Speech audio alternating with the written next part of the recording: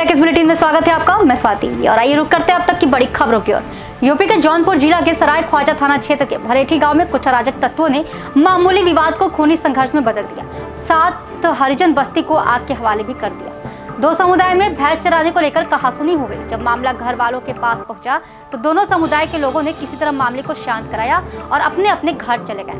उसी शाम हरिजन बस्ती में शादी समारोह था, जहां पूरी बस्ती शादी समारोह में शामिल होने चले गए, जिससे मौके का फायदा उठाकर रात करीब 8 बजे अल्पसंख्यक समाज के करीब 300 लोग इकट्ठा होकर हरिजन बस्ती में लोगों को मारना पीटना शुरू कर फायरिंग शुरू कर दी और पूरी बस्ती को आग के हवाले कर दिया, जिससे घर में रखा हुआ सामान पूरी तरह से जल गया।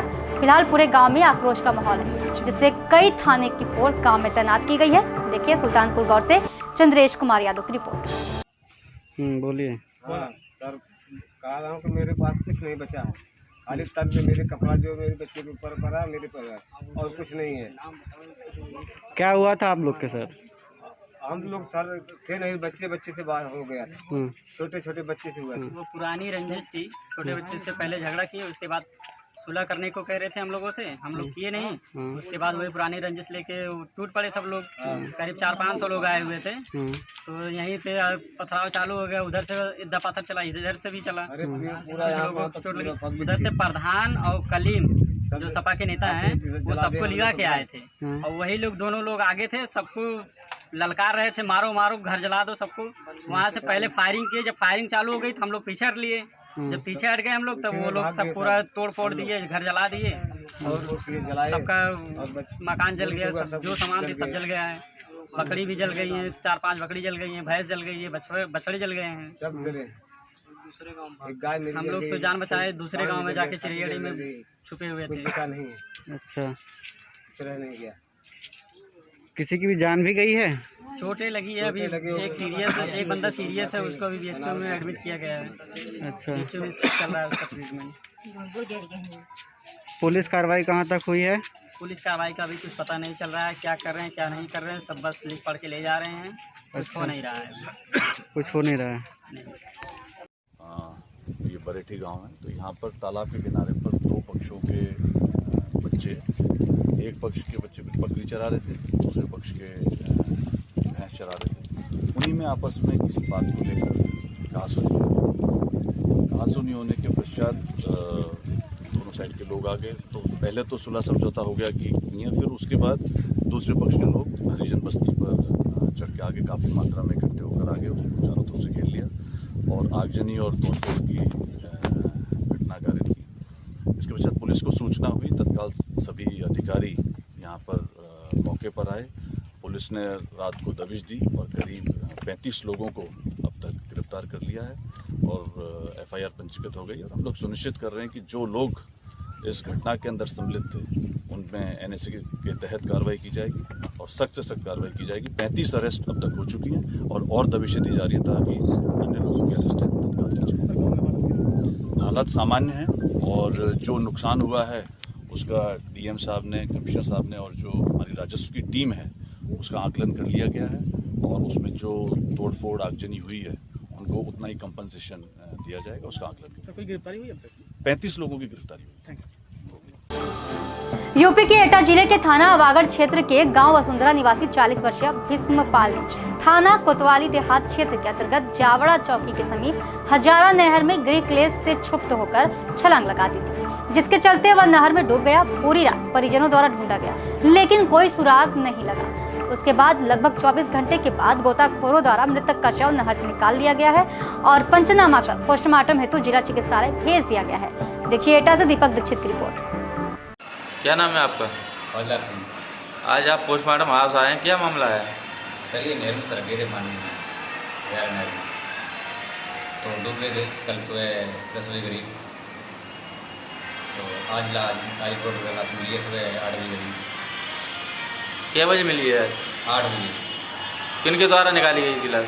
मशीन के द्वारा, के द्वारा। किस बात को लेकर ये नहर में कूदे थे? कुछ लेट बैठने देने तो पैर में सर क्या होगा। क्या करते हैं? तो भाई आ गए हलवाई दुकान में काम करते थे। क्या बजे घर से निकले थे कल? कल लगभग 9:30-10 बजे करीब। यूपी के बस्ती के जिलाधिकारी आशुतोष निरंजन ने वन विभाग की गाय घाट स्थित नर्सरी का निरीक्षण किया। वहां सागौन, आम, अमरूद, सहजन, शीशम, गुटेल आदि के पौधे रोपित हैं। उल्लेखनीय है कि 1 से 7 जुलाई तक वृक्षारोपण अभियान के अंतर्गत जिले में कुल 27 लाख पौधे रोपे जाएंगे। डीएफओ नवीन कुमार ने बताया कि जिले में कुल 22 नर्सरी है, जिसमें लगभग 41 लाख पौधे उपलब्ध है। जिलाधिकारी ने बताया कि शासन के निर्देशानुसार वृक्षारोपण अभियान में सभी 27 लाख पौधे वन विभाग निःशुल्क उपलब्ध कराएगा।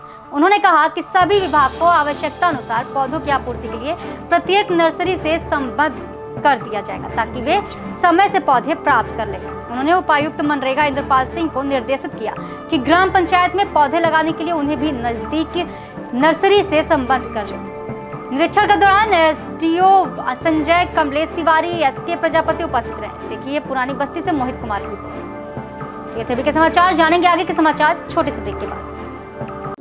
अब बनेगा मकान, घर होगा खुशहाल। यूपी के सुल्तानपुर जिले के गरापुर में खुल गया जेपी इंटरप्राइजेज, जो गरीबों मजलूमों का मसीहा है, जिसके संचालन जयप्रकाश सिंह है, जो कम रेट पर व पैसा न होने पर उधार सरिया, सीमेंट, रेत, गिट्टी को थोक एवं फुटकर में देते हैं। एक बार सेवा का मौका अवश्य दे। ब्रेक के बाद एक बार फिर से आप सभी का स्वागत है और आइए खबरों का सिलसिला आगे बढ़ाते हैं। यूपी के वाराणसी जिला के चौबेपुर थाना अंतर्गत मारपीट के दौरान लहराया कट्टा लहराने वाले सुनील यादव को चौबेपुर पुलिस ने गिरफ्तार कर लिया। कट्टा भी बरामद किया। पुलिस के सख्ती से पूछताछ में अपने को पत्रकार बता रहा है। वीडियो में ग्रामीण सुनील से कट्टा छीनते हुए दिख रहे हैं। देखिए शिवपुर से संतोष कुमार पांडे की रिपोर्ट।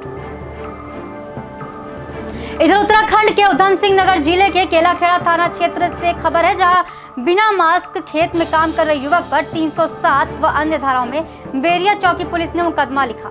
मिली जानकारी के अनुसार 9 मई को गुरु सेवक अपने खेत में पानी लगा रहा था। इसी बीच बेरिया चौकी प्रभारी प्रकाश चंद्र मास्क न लगाने को लेकर खेत में आए और हिदायत देने के नाम पर मास्क न लगाने को मुद्दा बनाते हुए व्यक्ति को सड़क पर ले आए और बोलने लगे इसे जेल भेजो की बात कहने लगे और इस बीच गांव के अन्य लोग भी इकट्ठा हो गए। घटना के समय बहुत लोगों के मुंह पर मास्क नहीं लगा था, लेकिन गुरु सेवक को ही चिन्हित करके उससे इस तरह का व्यवहार करने लगे। इसी बीच गांव के प्रधान भी वहां पहुंच गए और आश्वासन दिया कि हम गुरु सेवक को चौकी लेकर आ रहे हैं, लेकिन दरोगा जी गुरु सेवक को उठाकर यह कहते हुए ले गए कि चालान करके छोड़ देंगे।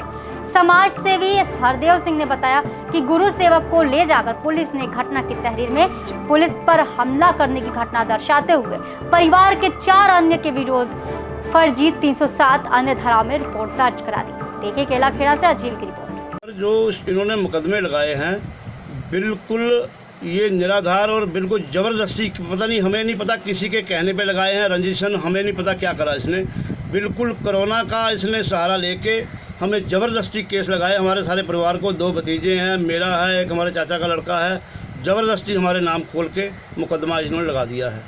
हमारा उच्च अधिकारियों से यही हमारी रिक्वेस्ट है, गुहार है कि इस केस की जो है निष्पक्ष जांच कराई जाए और ऐसे अधिकारी अगर यहाँ रहते हैं तो ये जो है पुलिस ये मित्र पुलिस को भी बदनाम कर रहे हैं, तो इनको जो है सख्त सज़ा दी जाए, इनको जो है सस्पेंड किया जाए। हम कहते हैं ऐसा अधिकारी कोई हमें नहीं चाहिए। बिल्कुल। हाँ जी, हमारी सीओ साहिबा से बात हुई थी। हमारे प्रधान संघ के अध्यक्ष 3-4 प्रधान वहाँ गए थे। उन्होंने हमें कहा कि ठीक है जी, इसकी जांच कराई जा रही है, तो आप घर जाइए, बिल्कुल आप टेंशन मत लो, सही जो है निष्पक्ष जांच कराई जाएगी। हमारे जो लोग गए वहाँ पर वो घर आ गए, तो दूसरे दिन सुबह फिर जो है गाड़ियाँ 2 भर के हमारे यहाँ आ गए। इन्होंने दबिश दी, फिर हमारे भाई को, चाचा के लड़के को उठा के ले गए।